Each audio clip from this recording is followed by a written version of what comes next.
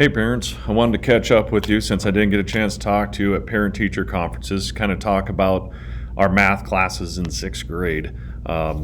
So what I've done is I've sent home with your child today a sheet that looks like this, okay, and it has basically all the information on our math class on there and how to log in at home if you're having any kind of issues.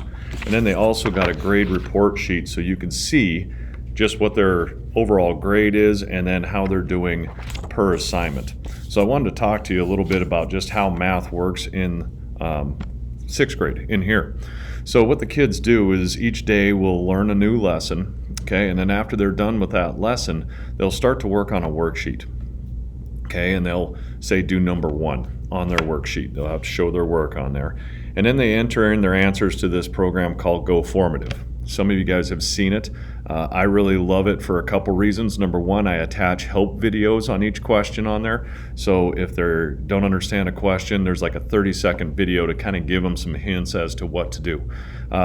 Also, what it does is it tracks each kid for me so I can see where your child is strongest in math and where they need a little bit more work, so then we can kind of work on that throughout the year.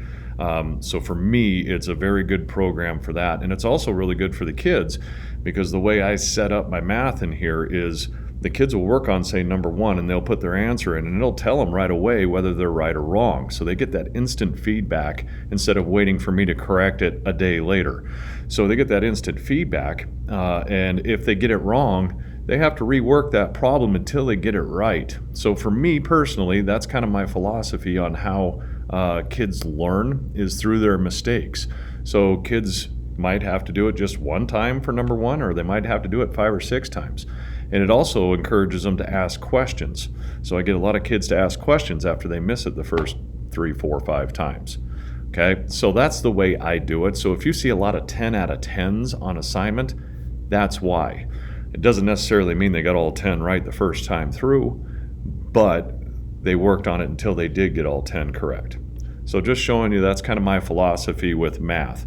Okay, so Go Formative is one of those websites that are very, very valuable for the kids, and that's where they have to put their answers in. And they also turn in the worksheet for me so I can see the work, so I know that they're not just getting answers from friends or calculators or something like that. Something else, if your child's ever gone, Schoology is the place to go. And every single day we put a video teaching the day's lesson in Schoology. So if your child has to stay home because they're sick, or just maybe just not feeling well, but they're good enough that they can do their work, what they can do is go to Schoology and watch like a 15-minute video that teaches them what they missed in class that day. It also has the worksheets attached in there as a PDF file, so they can either print it if you have a printer at home, or you can open it up on the screen and then write the problems out on a piece of paper and turn that in. Either one is acceptable for me. And then of course they put their answers into Go Formative so I can see how they're doing there as well. Okay, so I just wanted you to know about Schoology. Schoology is a very important resource for you and your child. If you're having trouble logging into Schoology, one thing that we found out that is if they go to Google first, log in with their school account at Google up in the corner where it says sign in, and then go to Schoology, then you don't have the issues. Okay, so if you ever have an issue, that might be something to look at. The other thing that parents wanted to know about is what MobyMax was. MobyMax we do every Friday, and what it is a computer program that the kids do for 20 minutes in my classroom on Fridays. And at the beginning of the year, they did a little math test on there, and it measured the levels of your child in each part of math. And wherever the program found that they were the lowest in, they kind of assign lessons or make lessons that those kids can raise that up so they get some extra work in the areas that they're lower in math. Sometimes we might use MobyMax to work on things that we're working on class just to get more practice. Okay, so MobyMax, what they have to have is 45 minutes a week. 20 to 25 minutes we do on Fridays in class. So that means your child needs to make up that other 20 to 25 minutes on their own.